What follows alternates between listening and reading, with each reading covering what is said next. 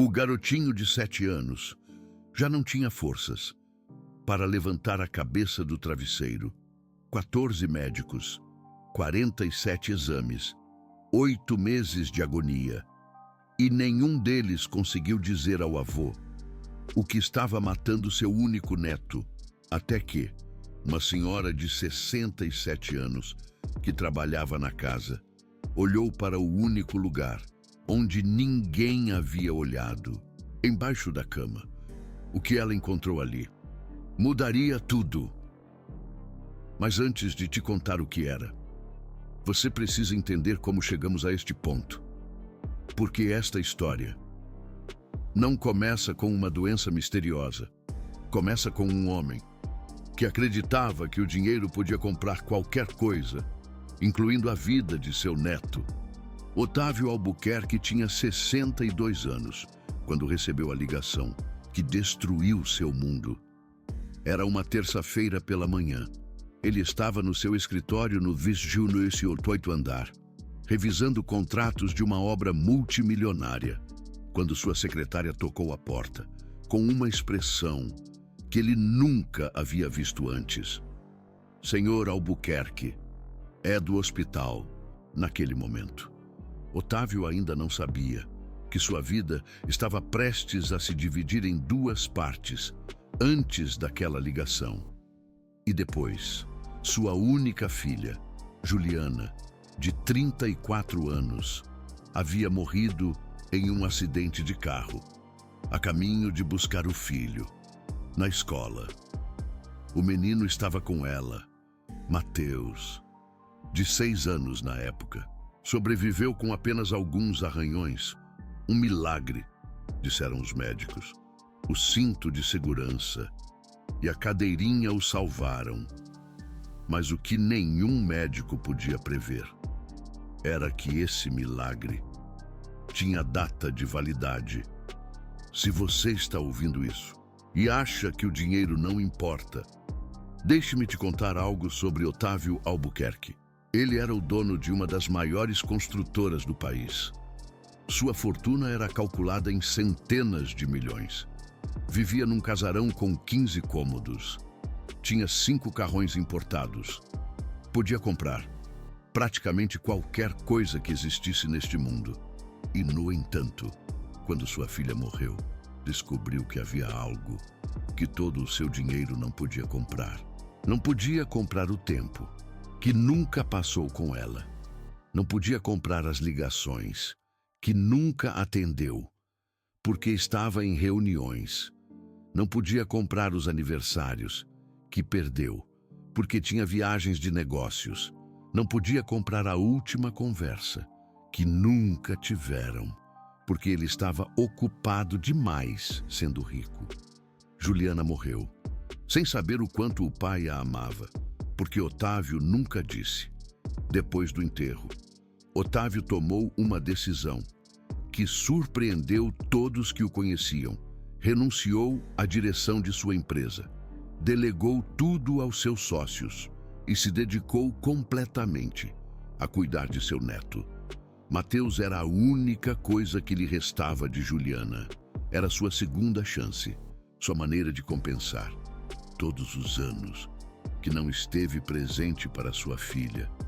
Dessa vez seria diferente, jurou Otávio. Dessa vez ele estaria ali. Dessa vez não deixaria que nada, nem ninguém, lhe tirasse sua família.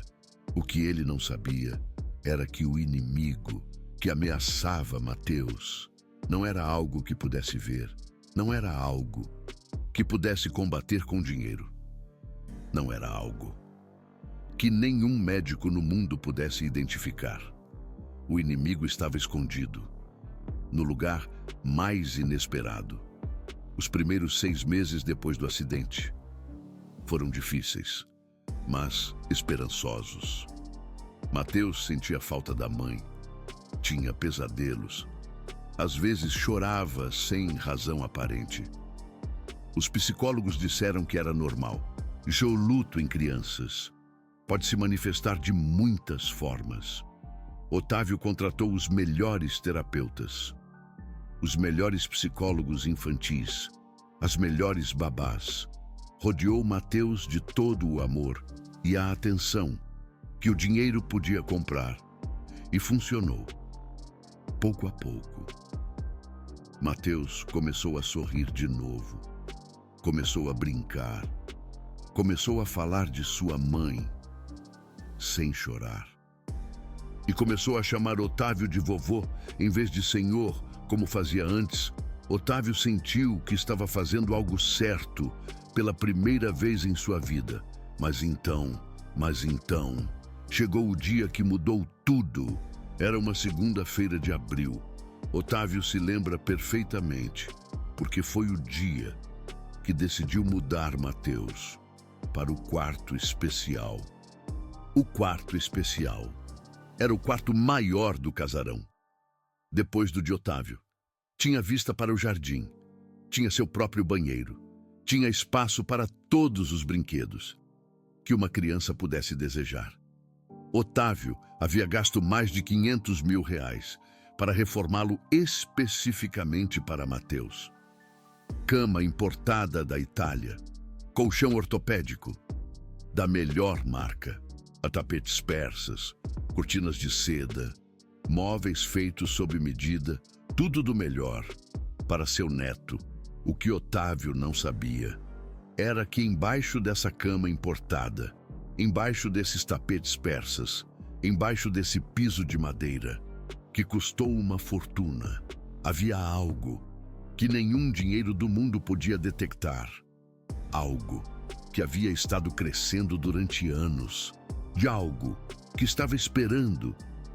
As primeiras semanas no quarto novo foram perfeitas. Mateus amava seu novo quarto. Amava a vista, amava o espaço, amava ter seu próprio banheiro, como os grandões. Otávio se sentia orgulhoso. Finalmente estava fazendo algo certo, como avô. Mas então, exatas 3 semanas depois, Mateus acordou, numa manhã, dizendo que doía a cabeça. Otávio não deu importância. Crianças se queixam de dores de cabeça o tempo todo. Deu umas gotinhas para a criança e o mandou tomar café da manhã. No dia seguinte, Mateus não quis tomar café da manhã. Disse que doía o estômago. No terceiro dia, a babá o encontrou dormindo, às 3 da tarde. Algo que nunca havia acontecido antes.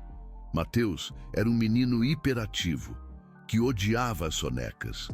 No quarto dia, Otávio notou algo que lhe gelou o sangue. Os lábios de Mateus estavam azulados. Chamou o médico imediatamente. O primeiro médico chegou em menos de 1 hora. Era um pediatra reconhecido. Havia atendido os filhos de presidentes e empresários. Cobrava R$20 mil por consulta em domicílio. Examinou Mateus durante 40 minutos. Lhe fez perguntas, lhe aferiu a temperatura, lhe examinou a garganta, os ouvidos, os olhos. Finalmente, tirou o estetoscópio e olhou para Otávio. Senhor Albuquerque, seu neto tem uma infecção respiratória leve. Nada grave. Vou receitar antibióticos. E em 1 semana, estará como novo. Otávio respirou aliviado. Era só uma infecção. Crianças ficam doentes o tempo todo. Não era nada. Mas 1 semana depois, Mateus não estava como novo. Estava pior. O segundo médico foi um especialista em doenças infecciosas. 3 dias de análises, amostras de sangue, culturas, raio-x. Resultado: negativo para qualquer infecção conhecida. O terceiro médico foi um alergista. Mateus devia ser alérgico a alguma coisa. Isso explicaria os sintomas respiratórios, a fadiga, a confusão. 2 semanas de testes. Centenas de alérgenos analisados. Resultado: Mateus não era alérgico a nada. O quarto médico foi um neurologista. Talvez houvesse algo no cérebro. Talvez o acidente tivesse deixado sequelas que não se manifestaram até agora. Ressonância magnética, eletroencefalograma, tomografia. Resultado: o cérebro de Mateus estava perfeitamente normal. O quinto médico, o sexto, o sétimo, cada um com sua teoria, cada um com seus exames, cada um com suas contas de milhares de reais, e nenhum com uma resposta. Se neste momento você está sentindo frustração, se está sentindo impotência, imagine multiplicar isso por 1000. Era isso que Otávio sentia a cada manhã, quando entrava no quarto de seu neto e o via mais fraco que no dia anterior. Mateus, que há 6 meses corria pelo quintal, agora apenas conseguia caminhar até o banheiro. Mateus, que há 6 meses falava sem parar, agora apenas sussurrava. Mateus, que há 6 meses era um menino cheio de vida, agora parecia um fantasma de si mesmo, e ninguém sabia por quê. O oitavo médico foi quem pronunciou as palavras que Otávio mais temia. Senhor Albuquerque, esgotamos todas as opções diagnósticas convencionais. Os sintomas de seu neto não coincidem com nenhuma doença conhecida. Minha recomendação é que considere opções de medicina alternativa. Otávio o olhou, sem entender. Medicina alternativa. Está me dizendo para abandonar meu neto a curandeiros e charlatões? Porque vocês, os médicos de verdade, não conseguem fazer nada? O doutor baixou o olhar. Estou lhe dizendo que chegamos ao limite do que a medicina pode oferecer neste caso. Otávio o expulsou de sua casa. E nessa noite, pela primeira vez em sua vida, chorou até pegar no sono. Os meses seguintes foram um inferno. Otávio contratou médicos da Alemanha, do Japão, dos Estados Unidos. Os melhores especialistas do mundo voaram para seu casarão com 15 cômodos para examinar Mateus. 14 médicos no total. 47 exames diferentes, diagnósticos que iam desde anemia até depressão, desde alergias até problemas psicossomáticos. Tratamentos que iam desde vitaminas até antidepressivos, desde terapias respiratórias até mudanças de dieta. Nada funcionou. A cada dia, Mateus estava um pouco mais fraco. A cada dia, Mateus estava um pouco mais longe. A cada dia. Otávio sentia que estava perdendo a única pessoa que lhe restava no mundo. E então chegou ela. A babá anterior havia renunciado na semana passada. Não podia mais, disse a Otávio com lágrimas nos olhos. Não podia ver o menino se deteriorar dia após dia, sem poder fazer nada. Era demais para mim. Otávio entendia. Não a culpava. De fato, ele mesmo havia pensado em se render mais de uma vez. Mas não podia. Mateus era tudo o que tinha. A agência de empregados domésticos lhe enviou um currículo naquela tarde. Benedita dos Santos. 67 anos. Experiência: 40 anos em trabalho doméstico. Referências impecáveis. Otávio apenas o leu rapidamente. Não lhe importava quem limpasse sua casa. Apenas precisava de alguém que mantivesse o lugar funcionando, enquanto ele dedicava cada minuto a buscar uma cura para seu neto. Contrate-a, disse a seu assistente. Nem sequer a entrevistou. Esse foi seu primeiro erro. Ou talvez tenha sido seu maior acerto. Dona Benedita chegou numa segunda-feira de manhã. Era uma mulher grande, não gorda, mas grande. Daquelas mulheres que ocupam espaço no mundo, não pelo tamanho de seu corpo, mas pela presença de sua alma. pele negra como a noite, cabelo branco recolhido em um coque apertado, olhos que pareciam ver mais do que mostravam. Trazia uma maleta pequena com suas pertences, um uniforme azul desgastado e algo mais, que ninguém notou a princípio. Trazia a experiência de ter visto mais dor do que qualquer médico jamais veria em sua vida. "Bom dia", disse com voz tranquila. "Sou Benedita, mas podem me chamar de Bené." O mordomo a levou a seu quarto na área de serviço. Explicou as regras da casa. Mostrou onde estavam os produtos de limpeza e a advertiu sobre o menino. "O neto do senhor está muito doente. Ninguém sabe o que ele tem. Os médicos não podem fazer nada. Então, não se aproxime muito dele. Não queremos que ele se altere." Benedita assentiu, mas seus olhos ficaram fixos na porta do quarto de Mateus. No primeiro dia, Benedita limpou a cozinha. No segundo dia, limpou os banheiros. No terceiro dia, lhe tocou limpar o quarto de Mateus. E aí foi quando tudo mudou. Eram 9 da manhã, quando Benedita entrou pela primeira vez no quarto especial. Mateus estava deitado em sua cama importada, coberto com lençóis de seda, rodeado de brinquedos que não tinha forças para tocar. O menino apenas a olhou quando ela entrou. "Bom dia", disse Benedita suavemente. "Venho limpar, não vou te incomodar." Mateus não respondeu, apenas fechou os olhos. Benedita começou a limpar, lento, metódico, como havia limpado milhares de quartos em sua vida. Mas enquanto suas mãos trabalhavam, seus olhos observavam o menino pálido na cama, observavam a cor de seus lábios, observavam a forma em que respirava, observavam tudo. E foi então quando notou algo que a fez deter-se: o cheiro. Era um cheiro que não deveria estar ali.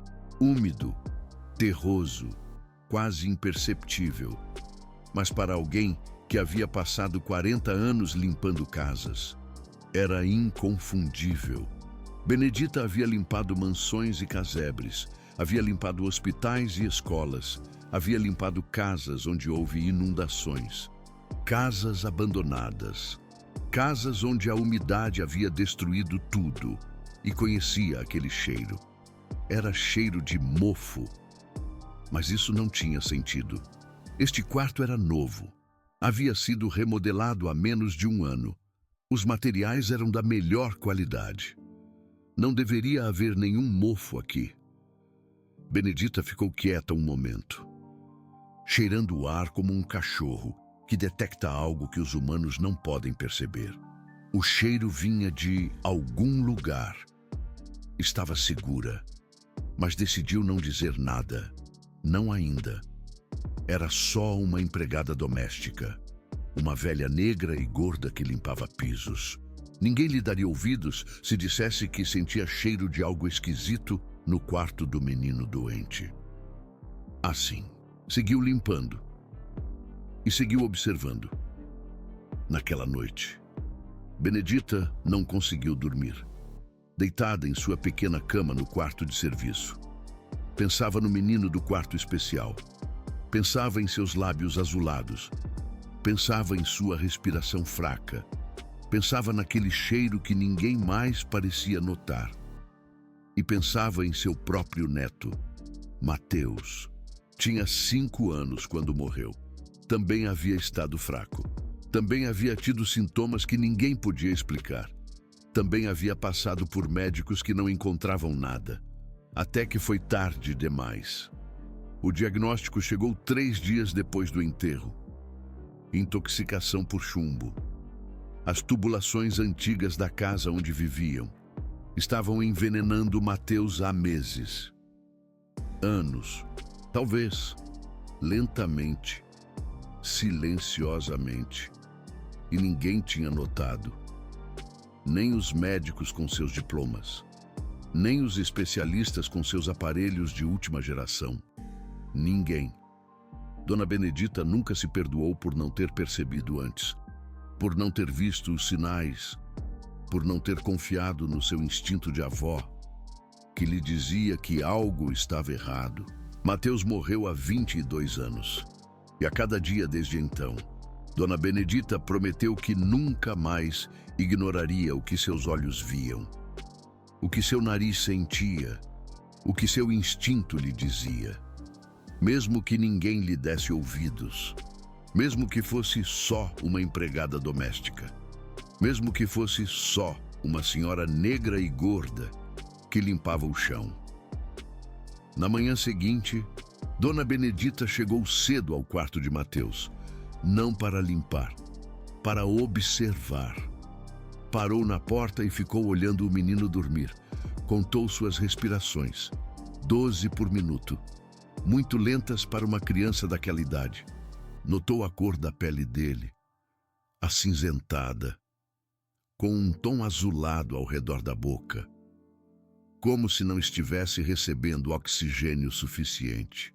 Notou como ele se movia, lento, pesado, como se cada movimento exigisse um esforço enorme. E notou algo mais. O cheiro estava mais forte pela manhã. Depois que o menino passava a noite toda naquele quarto, o cheiro era definitivamente mais intenso. Dona Benedita sentiu um calafrio percorrer sua espinha. Ela conhecia aquele padrão. Já tinha visto antes.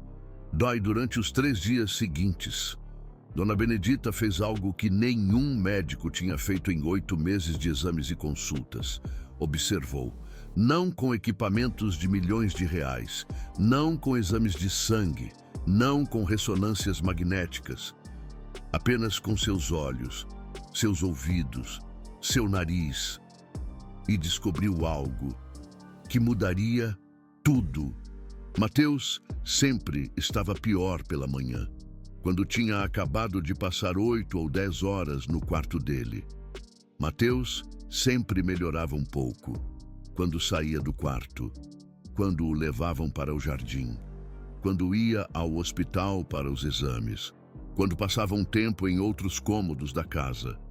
E Mateus sempre voltava a piorar, quando retornava ao quarto dele. O padrão era claro, tão claro, que Dona Benedita não conseguia entender como ninguém mais tinha notado. Ou talvez, sim, tivessem notado, mas ninguém tinha ligado os pontos, porque ninguém tinha pensado que o inimigo poderia estar escondido no lugar mais seguro da casa, no quarto especial, na cama importada, por baixo de todo aquele luxo. Dona Benedita sabia que precisava dizer alguma coisa, mas também sabia que ninguém lhe daria ouvidos. Era só uma empregada doméstica, uma mulher sem estudos, uma senhora que limpava o chão. O que ela poderia saber sobre doenças que 14 médicos não tinham conseguido diagnosticar? Mas então, ela se lembrou de Mateus. Lembrou de como tinha ficado em silêncio, a quando seu instinto lhe dizia que algo estava errado. Lembrou de como tinha confiado nos médicos. Em vez de confiar em si mesma, lembrou de como tinha perdido seu neto, porque teve medo de falar. Não ia cometer o mesmo erro 2 vezes. Naquela tarde, Dona Benedita esperou que Otávio Albuquerque descesse à sala. Aproximou-se com a cabeça baixa, como as empregadas se aproximavam dos patrões. Seu Otávio, desculpe incomodá-lo, mas preciso lhe dizer algo sobre seu neto. Otávio a olhou com uma mistura de surpresa e irritação. Quem é você? Sou Benedita, a nova empregada doméstica. Estou limpando sua casa há 1 semana. Otávio assentiu distraidamente. Ah, sim. O que você precisa? Dona Benedita respirou fundo. Seu Otávio. Eu acho que sei o que está deixando seu neto doente. Otávio parou no mesmo instante. Olhou para ela fixamente. Pela primeira vez. Uma mulher de 67 anos, negra, gorda, com um uniforme azul desbotado, uma empregada doméstica que estava há uma semana em sua casa. E essa mulher estava lhe dizendo que sabia o que 14 médicos do mundo não tinham conseguido descobrir. Otávio quase riu, mas não o fez, porque algo nos olhos de Dona Benedita o fez duvidar. Algo que parecia conhecimento, algo que parecia certeza, algo que parecia a verdade. Estou ouvindo, disse Otávio, e Dona Benedita contou tudo. O cheiro de mofo que sentia no quarto, o padrão que tinha observado, como Mateus piorava depois de passar um tempo no quarto e melhorava quando saía, como tudo tinha começado, justamente quando o mudaram para aquele quarto especial. Otávio a ouviu em silêncio, e quando ela terminou, ele balançou a cabeça. Aquele quarto foi reformado há menos de um ano. Os melhores materiais, os melhores construtores. Não tem como ter mofo ali. Seu, Otávio, eu sei o que estou sentindo. E estou sentindo cheiro de mofo. Otávio olhou para ela com uma mistura de pena e frustração. Olha, Benedita, eu agradeço sua preocupação, mas gastei milhões de reais com os melhores médicos do mundo. Fiz 47 exames e nenhum deles mencionou nada sobre mofo, nem umidade, nem nada parecido, porque nenhum deles limpou essa casa por 40 anos, como eu limpei casas. Otávio suspirou. Apenas limpe a casa. Foi para isso que eu a contratei, e se foi. Dona Benedita ficou sozinha na sala, com suas palavras ignoradas, com seu conhecimento descartado, com a certeza de que algo estava matando aquele menino, e com a determinação de provar, mesmo que ninguém quisesse ouvi-la. A partir daquele momento, Dona Benedita começou uma investigação silenciosa. Cada vez que limpava o quarto de Mateus, ela procurava, cheirava, observava. O cheiro era mais forte perto da cama. Disso, ela tinha certeza, mas não conseguia ver nada. Os lençóis estavam limpos. O colchão era novo. O piso parecia impecável. O problema estava escondido, debaixo de algo. Dona Benedita sabia que tinha que olhar debaixo da cama, mas não podia fazer isso com o menino ali. Não podia mover uma cama de milhares de reais, sem que alguém perguntasse o que estava fazendo. Precisava do momento perfeito. E esse momento chegou, 5 dias depois. Era quinta-feira. Otávio tinha levado Mateus ao hospital para mais uma rodada de exames. A casa estava vazia. Dona Benedita tinha 3 horas, antes que eles voltassem. Entrou no quarto especial, fechou a porta, ajoelhou-se ao lado da cama importada da Itália e olhou de baixo. O que viu lhe gelou o sangue. Mofo.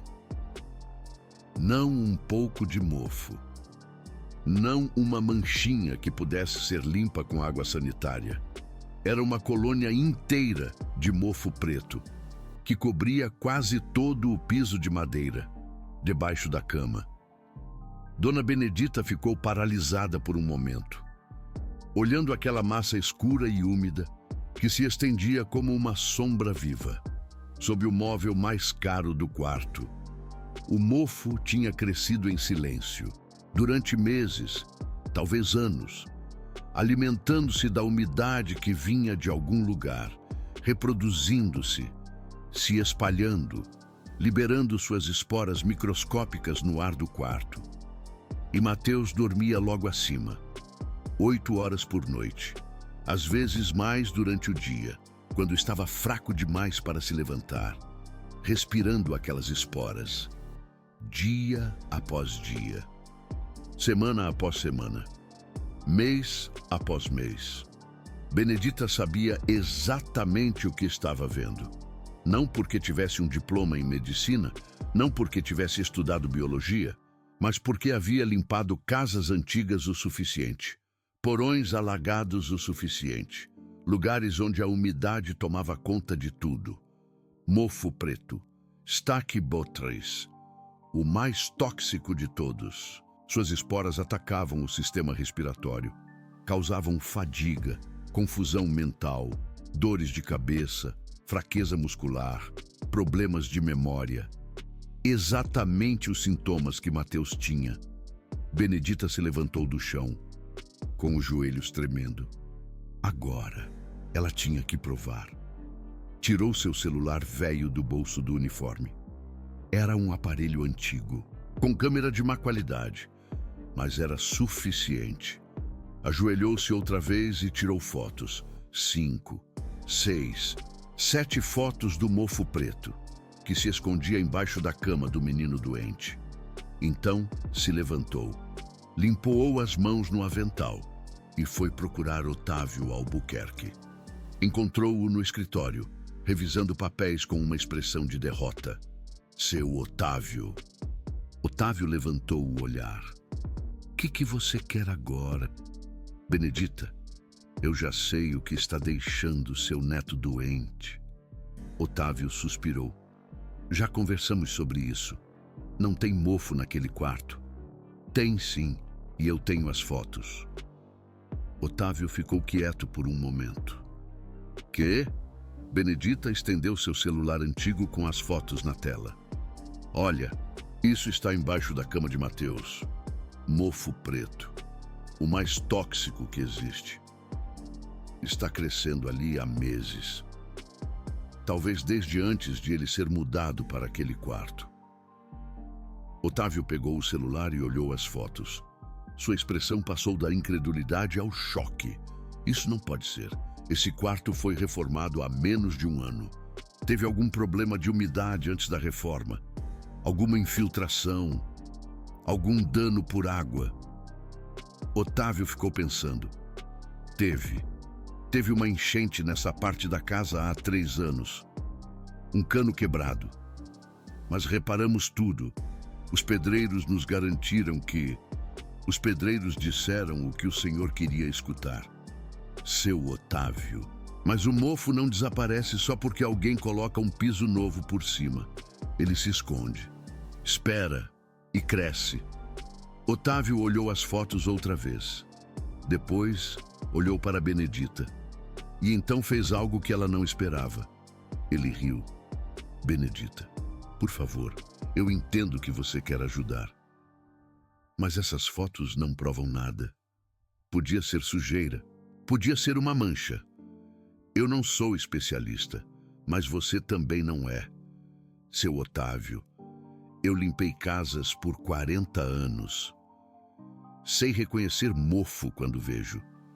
E eu paguei 14 dos melhores médicos do mundo para examinar meu neto.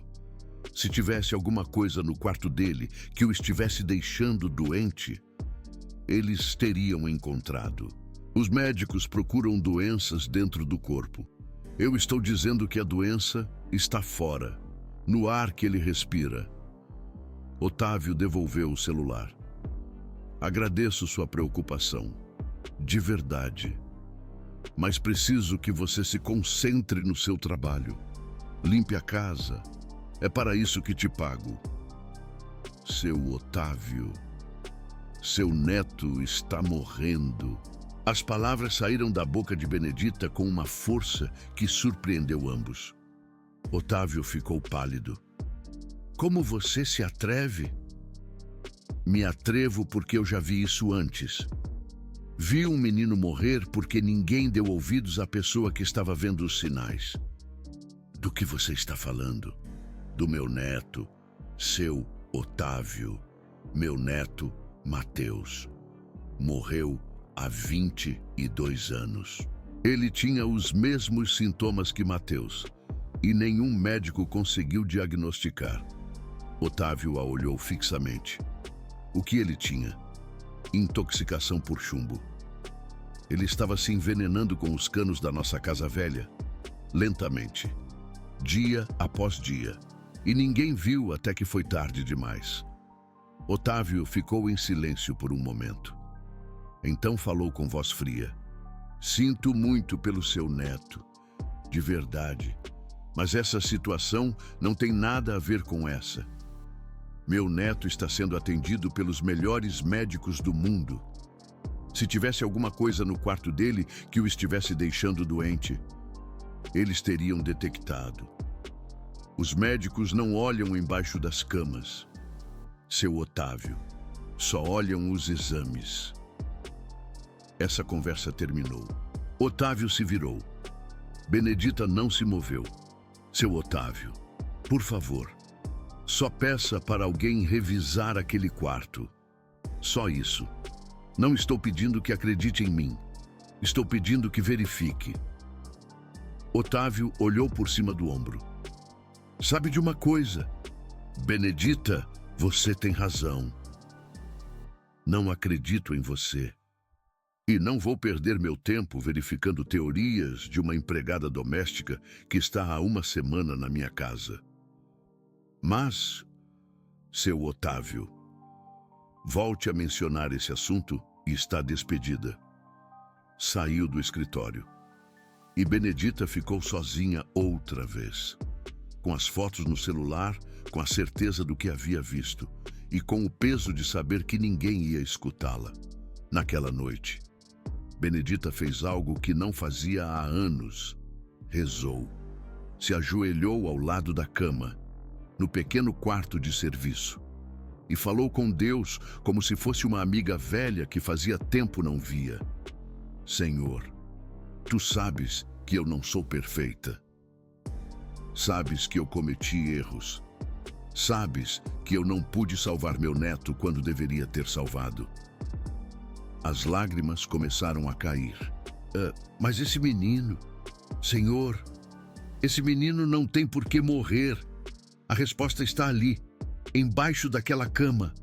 Eu vi, eu fotografei. Mas ninguém acredita em mim. Secou as lágrimas com a manga do camisolão. Me dá um sinal.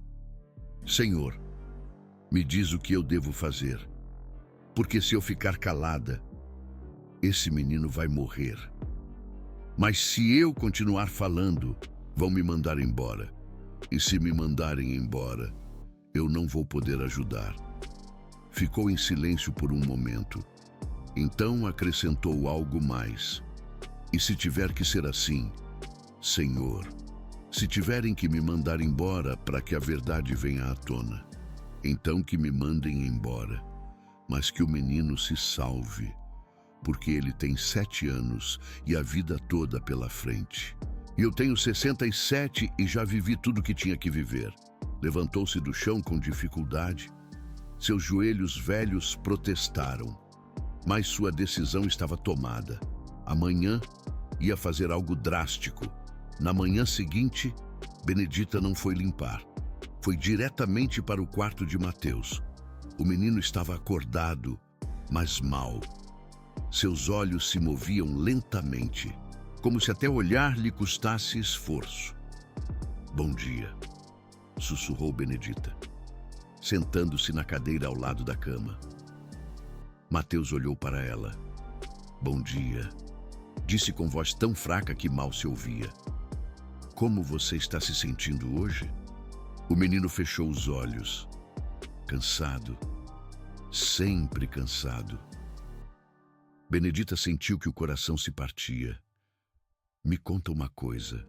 Você se sente diferente quando sai desse quarto? Quando vai para o jardim, ou para o hospital, ou para outras partes da casa? Mateus abriu os olhos. Sim, que diferente. Melhor. Consigo respirar melhor. A minha cabeça não dói tanto. E quando você volta para cá? Mateus demorou um pouco para responder. Pior. Sempre pior. Dona Benedita assentiu. Obrigada. Meu amor, obrigada por me dizer isso. Por que a senhora me pergunta isso?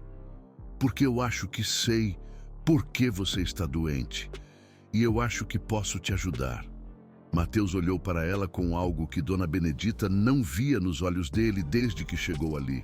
Esperança, de verdade, de verdade.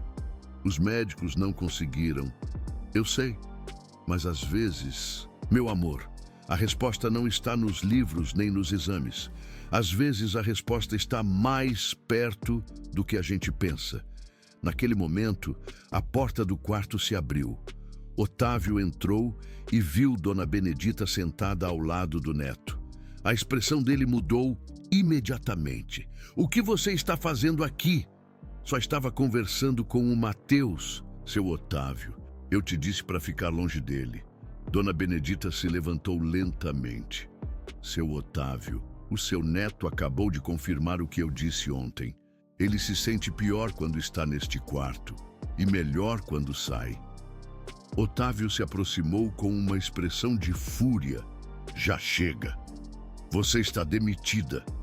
"Seu Otávio, por favor, demitida. Pegue suas coisas e saia da minha casa. Agora." A Dona Benedita olhou fixamente para ele e então tomou uma decisão que mudaria tudo. "Muito bem, seu Otávio, eu vou..." Ela se dirigiu para a porta, mas antes de sair, parou, se virou e disse algo que Otávio jamais esqueceria. "Seu Otávio Albuquerque, eu já perdi um neto por não falar quando devia. Eu não vou ficar calada de novo." Ela estendeu o celular para ele. "Aqui estão as fotos do mofo que está matando o Mateus. Eu vou deixar este celular na sua mesa. Quando o seu neto piorar, e vai piorar, olhe as fotos e depois olhe debaixo da cama." Otávio não se moveu. "E, quando o senhor fizer isso, não me procure para pedir perdão. Me procure para dizer que o Mateus se salvou. Isso é a única coisa que me importa." Dona Benedita deixou o celular na mesa de cabeceira, ao lado da cama de Mateus. Então, olhou para o menino. "Você vai ficar bem, meu amor. Alguém vai te olhar logo, de verdade, olhar você." E saiu do quarto. Meia hora depois, Dona Benedita saía do casarão com sua pequena mala. O mordomo havia pago a semana de trabalho dela. Pediu desculpas em voz baixa, como se temesse que alguém o ouvisse. Disse que achava injusto o que estava acontecendo, mas não havia feito nada para detê-lo. Ninguém havia feito nada. Dona Benedita caminhou até o ponto de ônibus mais próximo. Enquanto esperava, pensou em Mateus. Pensou em sua carinha pálida. Pensou em seus olhos cheios de esperança. Quando ela lhe disse que sabia o que estava errado, pensou na probabilidade de Otávio jamais olhar as fotos. Pensou na probabilidade de aquele menino morrer pelo orgulho de um homem que não conseguia aceitar que uma faxineira soubesse mais. 14 médicos. As lágrimas começaram a cair, mas Dona Benedita não as limpou, deixou correr, porque, às vezes, as lágrimas são a única forma de liberar o peso de saber que você fez tudo o que podia e que não foi o suficiente. Passaram 2 dias. Dona Benedita estava em seu pequeno apartamento, do outro lado da cidade, tentando não pensar em Mateus.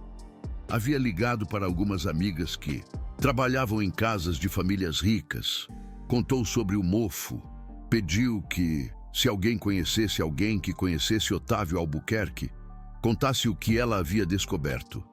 Mas ninguém lhe deu ouvidos. Uma faxineira dizendo que sabe mais que os médicos. Parece loucura.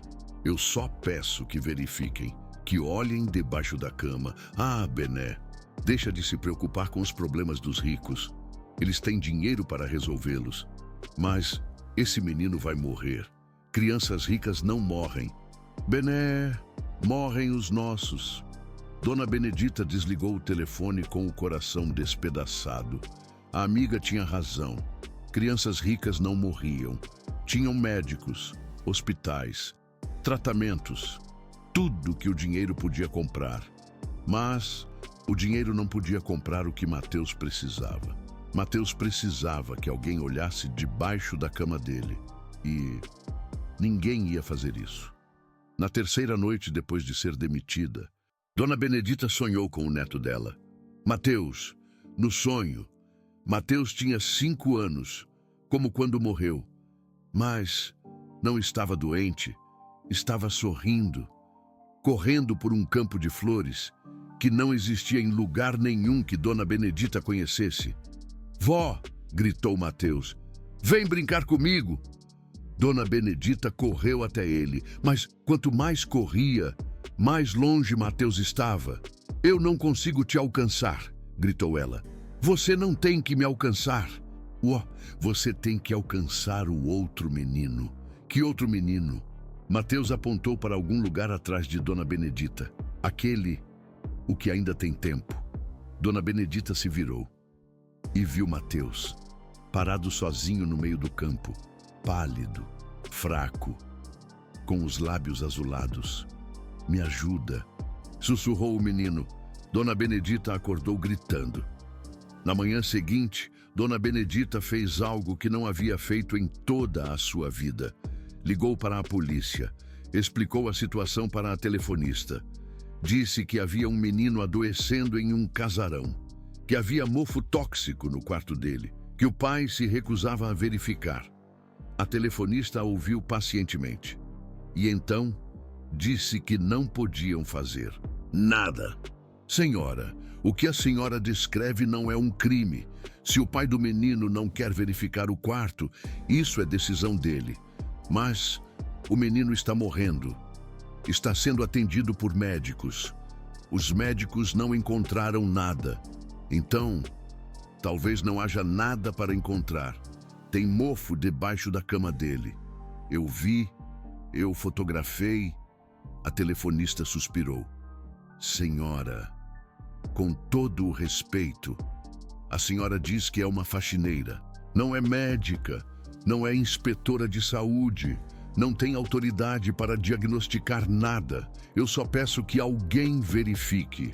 Não podemos entrar em uma propriedade privada sem uma ordem judicial.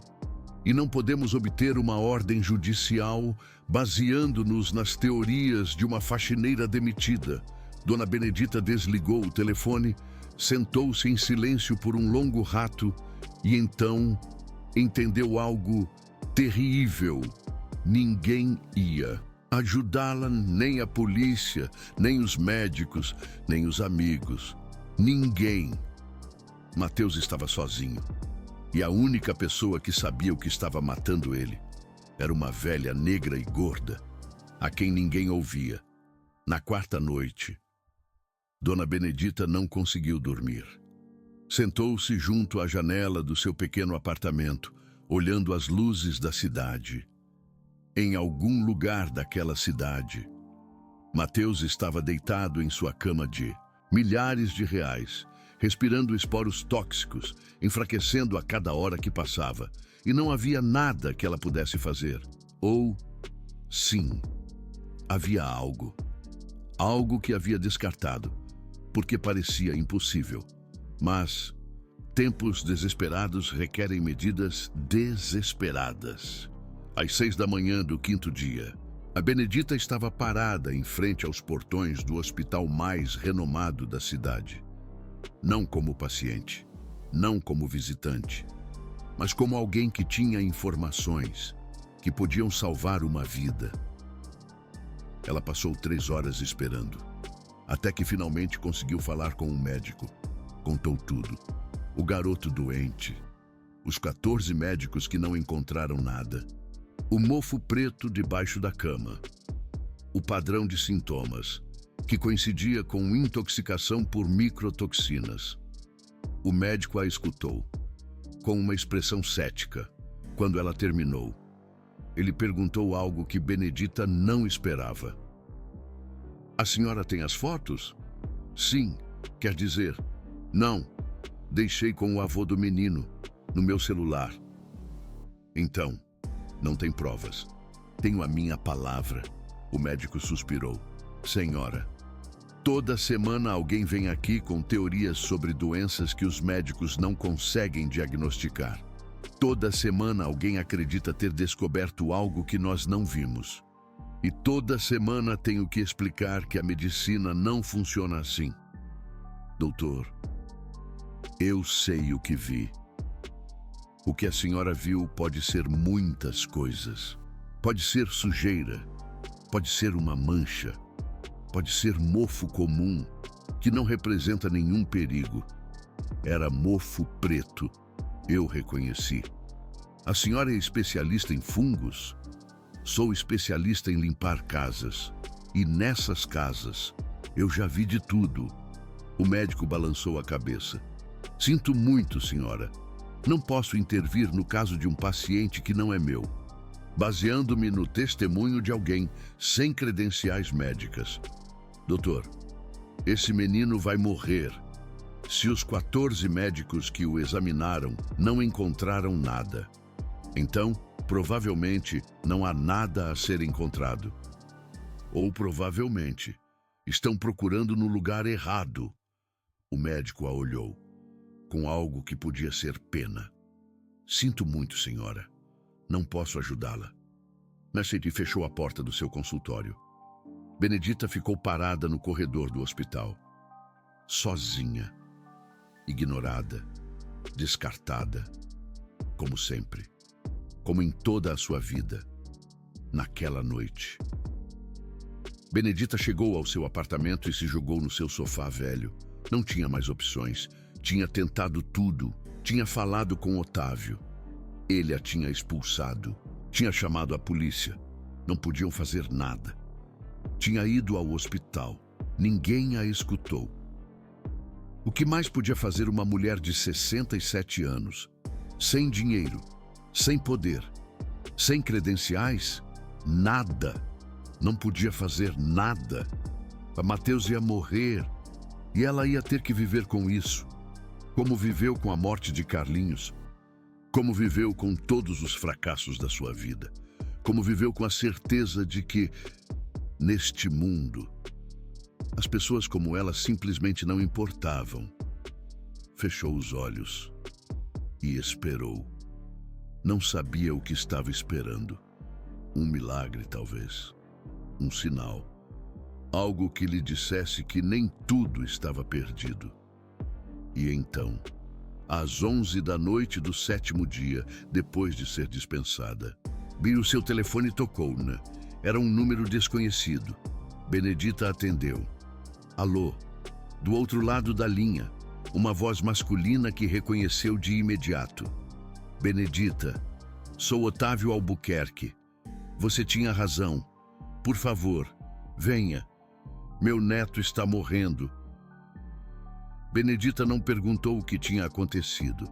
Não perguntou por que Otávio tinha mudado de opinião. Não perguntou nada. Só disse 4 palavras. Estou indo para aí. Desligou o telefone. Vestiu o primeiro vestido que encontrou. E saiu correndo para a rua. Para procurar um táxi. O trajeto do seu pequeno apartamento até o casarão de Otávio normalmente levava 40 minutos. Naquela noite, Benedita fez em 20. O taxista a olhou pelo retrovisor com preocupação, quando ela pediu que acelerasse. Mas quando viu as lágrimas nos seus olhos, não fez perguntas. Só pisou no acelerador, enquanto o táxi corria pelas ruas vazias da cidade. Benedita rezava em silêncio. Por favor, Senhor, por favor, que não seja tarde demais, que o menino ainda tenha tempo, que possa se salvar. Não pedia nada para ela, não pedia reconhecimento, nem desculpas, nem justiça. Só pedia que Matheus vivesse. Era tudo o que lhe importava. Quando o táxi chegou ao casarão, as luzes de todas as janelas estavam acesas. Havia uma ambulância estacionada na entrada. E Otávio estava parado na porta, com o rosto demacrado e os olhos vermelhos de chorar. Quando viu Benedita descer do táxi, correu até ela. O que ele fez a seguir a deixou sem palavras. Ajoelhou-se na frente dela, no chão, um milionário de 62 anos, ajoelhado na frente de uma empregada doméstica de 67. Me perdoe, disse com a voz embargada. Por favor, me perdoe. Você tinha razão. Tinha razão em tudo. Benedita o pegou pelos ombros e o ajudou a levantar. Não há nada a perdoar, senhor. Só me diga o que aconteceu com Mateus. Otávio engoliu em seco. Há 3 horas ele teve uma crise. Parou de respirar. Pensei que ia morrer nos meus braços. Meu Deus! Os paramédicos conseguiram estabilizá-lo, mas disseram que os seus pulmões estão muito danificados, que precisa de atenção especializada. Estão levando-o para o hospital agora mesmo. Benedita assentiu. E o mofo? O senhor revisou debaixo da cama? Otávio fechou os olhos. Há 2 dias. Finalmente olhei as fotos no seu celular. E depois olhei debaixo da cama. O que viu? Otávio abriu os olhos. Exatamente o que você me disse que veria. Um tapete de mofo preto, que cobria todo o chão. Não podia acreditar. Estava lá o tempo todo. Todo esse tempo. Matando o meu neto. E eu não vi. Ninguém viu, senhor. Ninguém, exceto alguém que limpa pisos para ganhar a vida. Otávio a olhou com algo que Benedita não tinha visto antes nos seus olhos. Respeito. Verdadeiro respeito. Como você soube? Benedita suspirou. Eu não soube, senhor. Eu senti o cheiro. 40 anos limpando casas te ensinam a reconhecer o cheiro da umidade, do mofo, das coisas que se escondem onde ninguém olha. Otávio balançou a cabeça. Gastei milhões de dólares nos melhores médicos do mundo. Fiz 47 exames. E nenhum deles pensou em olhar debaixo de uma cama, porque os médicos procuram doenças dentro do corpo, senhor. Não no ambiente, não nos lugares óbvios, não onde uma simples empregada doméstica saberia procurar. Otávio a pegou pelas mãos. Venha comigo ao hospital, por favor. Quero que esteja aí quando acordarem Mateus. Benedita assentiu. É claro. E juntos. Subiram na ambulância que esperava. O hospital era um edifício enorme e frio. Benedita caminhou pelos seus corredores, sentindo que não pertencia ali. Com seu vestido velho, seus sapatos gastos, sua pele negra e seu corpo grande. Mas Otávio não soltava a sua mão. A levou diretamente para a unidade de terapia intensiva pediátrica. Lá estava Mateus, deitado numa cama de hospital, rodeado de máquinas e tubos. Mais pálido do que nunca, mais frágil do que nunca, mas vivo, ainda vivo. Os médicos se aproximaram de Otávio. Senhor Albuquerque, precisamos conversar com o senhor. Podem falar na frente dela. Ela é da família. Juliana sentiu que algo se movia em seu peito. Da família. Ele havia dito da família. Os médicos trocaram olhares. Está bem. Analisamos as amostras do ambiente que nos enviaram. O mofo encontrado embaixo da cama do seu neto é Stachybotrys chartarum. Mofo preto tóxico. Otávio assentiu. O que isso significa para o Mateus? Significa que estivemos tratando os sintomas errados durante 8 meses. Os problemas respiratórios, a fadiga, a confusão mental, tudo era causado pela exposição prolongada às micotoxinas do mofo. Mas ele pode se recuperar. Verdade. Ele pode melhorar. O médico suspirou. É cedo demais para saber. O dano pulmonar é significativo. Os próximos dias serão críticos. O que precisam? Digam-me o que precisam e eu consigo. A única coisa que seu neto precisa agora, Sr. Albuquerque, é tempo. tempo longe da fonte de contaminação, tempo para que o corpo dele se recupere. Otávio se deixou cair em uma cadeira.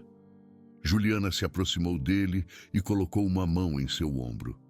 Vai ficar tudo bem, seu Otávio. Eu sei. Como você sabe. Juliana olhou para Mateus na cama.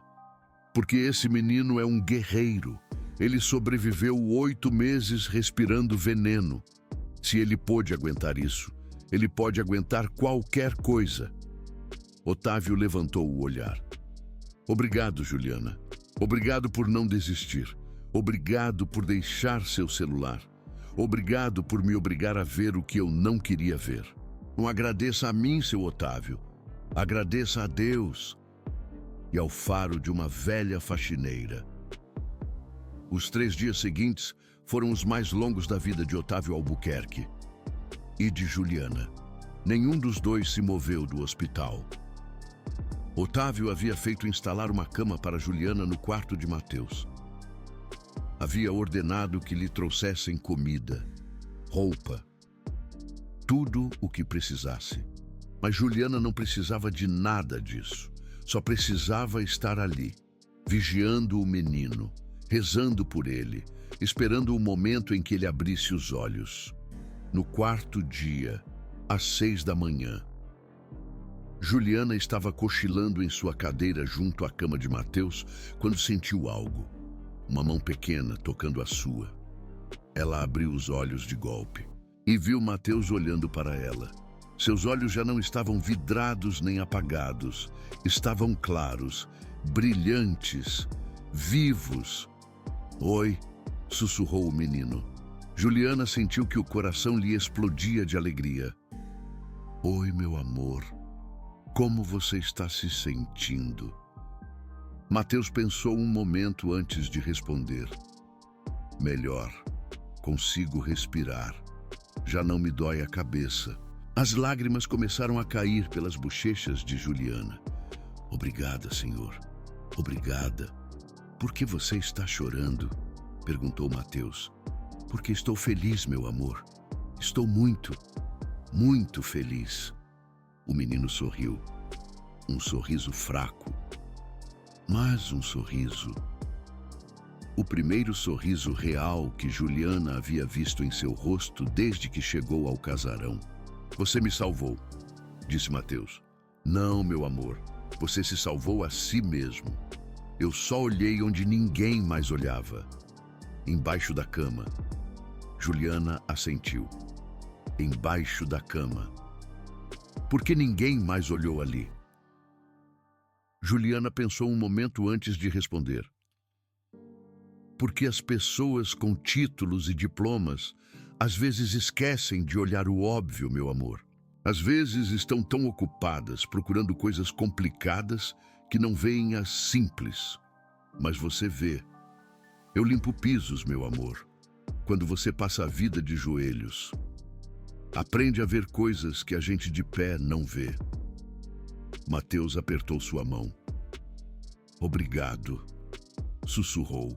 E Juliana soube que aquele obrigado valia mais do que qualquer quantia de dinheiro que Otávio pudesse pagar-lhe. Valia mais que qualquer reconhecimento. Valia mais que qualquer coisa no mundo. Porque era o obrigado de um menino que estava vivo, graças a ela. Se você está escutando isso e ainda acredita que as pessoas humildes não podem mudar o mundo, deixe-me contar o que aconteceu depois. Mateus se recuperou. Não de imediato. Não foi um milagre instantâneo. Levou semanas de tratamento.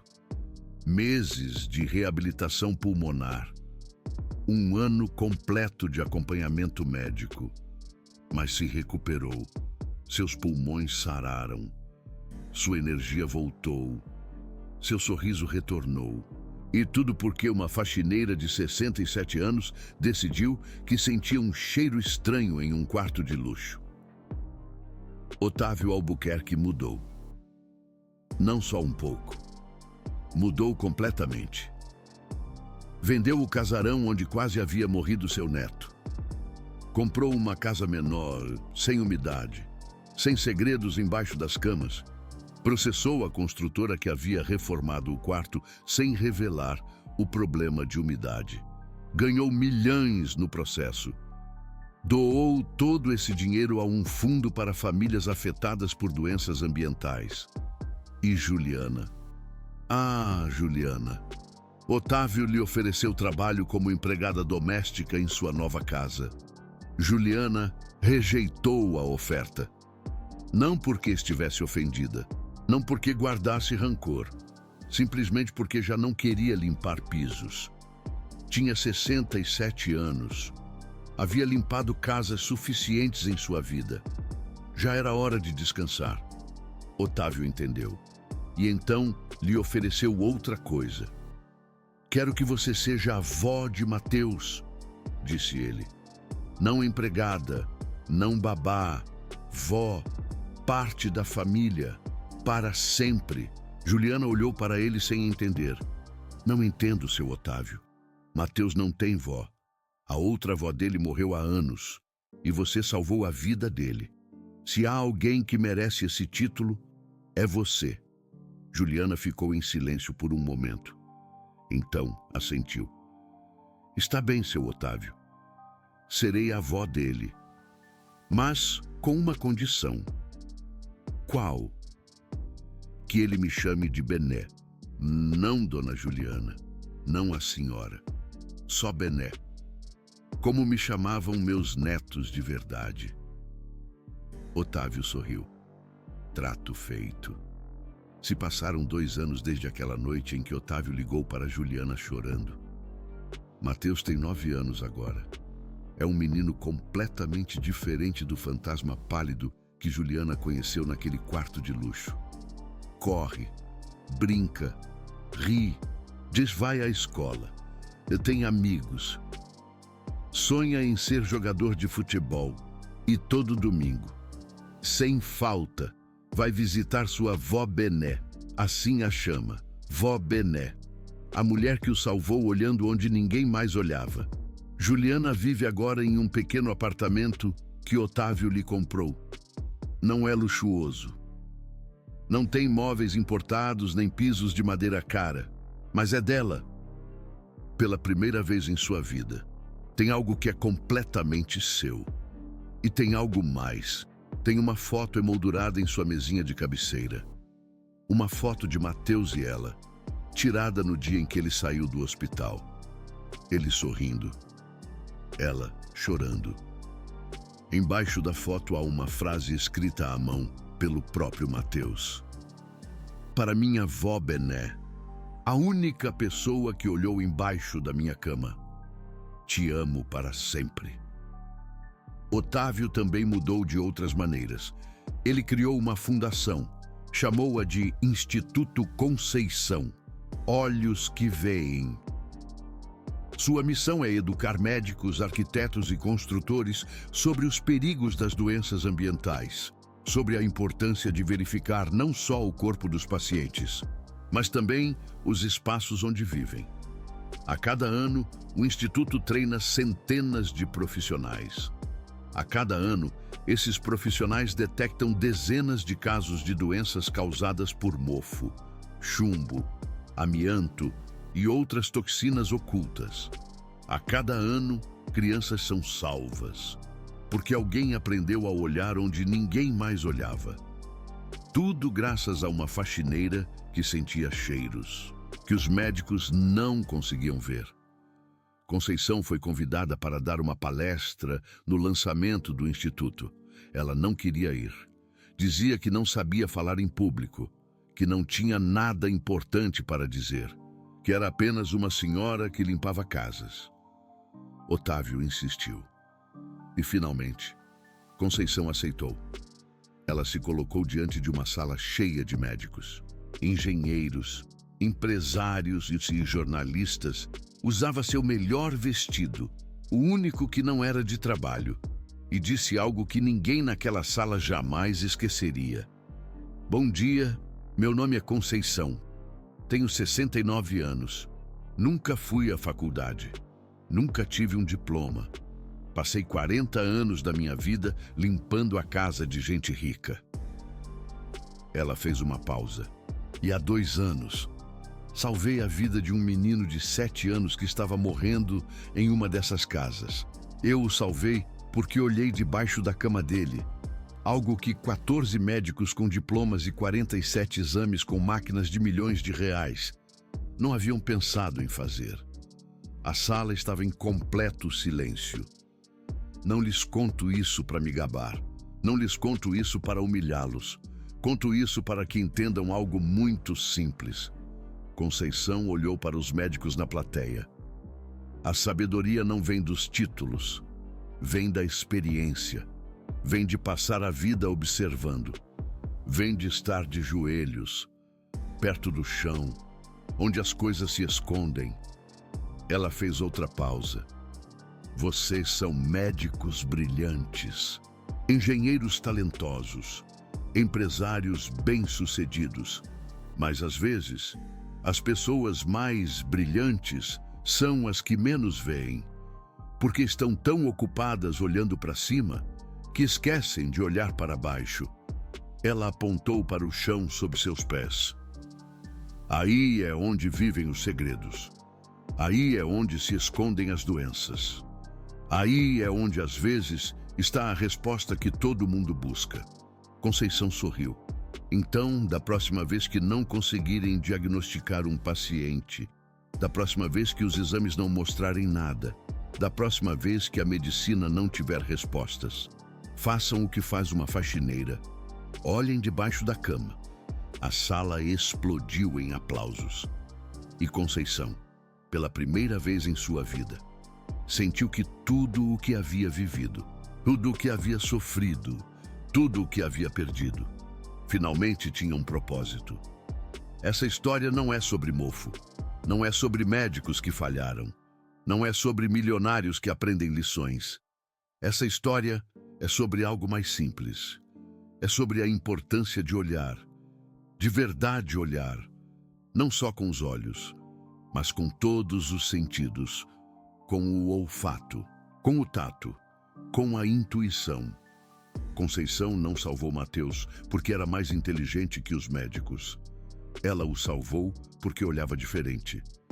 Ela o salvou porque havia passado sua vida limpando o que outros sujavam, observando o que outros ignoravam, prestando atenção aos detalhes que todos passavam por alto.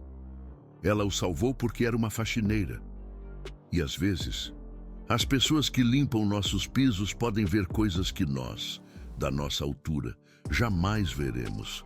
Se esta história te fez sentir algo, deixe-me fazer uma pergunta. Quem é a Conceição em sua vida? Quem é essa pessoa humilde, sem títulos, sem reconhecimento, que às vezes vê coisas que você não consegue ver? Pode ser a senhora que limpa seu escritório, pode ser o porteiro do seu prédio, pode ser sua avó que nunca foi à escola, pode ser qualquer um. A pergunta é: você está escutando-a? Porque a próxima Conceição pode estar tentando te dizer algo importante. E se você não prestar atenção, pode ser tarde demais.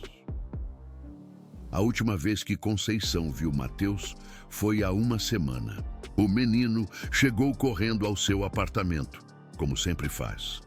A abraçou com aqueles bracinhos que há 2 anos não tinham forças nem para levantar.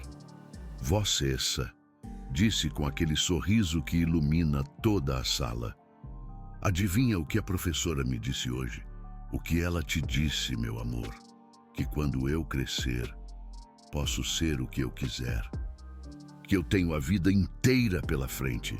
Conceição sentiu que as lágrimas queriam sair, mas as conteve. E o que você quer ser quando crescer? Mateus a olhou com seriedade. Eu quero ser como você, vó. Eu quero ajudar as pessoas. Quero ver coisas que ninguém mais vê. Conceição não conseguiu conter as lágrimas dessa vez. Abraçou-o com todas as suas forças e sussurrou algo que só ele pôde ouvir. Você já é como eu, meu amor. Já vê coisas que ninguém mais vê. Só me prometa que nunca deixará de olhar. Eu prometo, vó. E Conceição soube. naquele momento, que tudo havia valido a pena.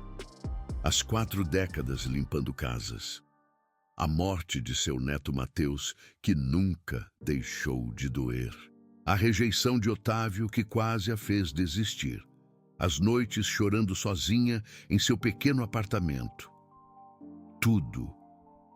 Tudo havia sido para chegar a este momento, para salvar este menino, para se tornar sua avó, para ensiná-lo que as pessoas mais importantes do mundo não são as que têm títulos, são as que olham. De verdade olham para baixo, onde ninguém mais olha. E você? O que você está olhando? E o que você está deixando de ver? Porque aí, bem debaixo de algo que você passa todos os dias, pode estar a resposta que você leva anos buscando. Só precisa se ajoelhar e olhar. Se esta história te tocou o coração, se te fez pensar nas pessoas humildes que mudaram sua vida, considere apoiar este conteúdo. Cada contribuição ajuda a continuar contando histórias como esta. Histórias de pessoas invisíveis que fazem coisas extraordinárias. Histórias que nos lembram que o verdadeiro poder não está no dinheiro nem nos títulos. Está nos olhos que veem e nos corações que se atrevem a falar. Ainda que ninguém queira escutar. Porque às vezes, uma só pessoa que insiste em dizer a verdade pode salvar uma vida. Conceição o fez. E você também pode fazer. Só tem que olhar. Obrigado por escutar. E lembre-se, da próxima vez que vir alguém limpando um chão, lembre-se que essa pessoa pode saber coisas que você não sabe. Pode ver coisas que você não vê. Pode te salvar de algo que você nem sabe que está te matando. Só tem que escutá-la e olhar onde ela te diz para olhar, mesmo que seja debaixo da sua própria cama.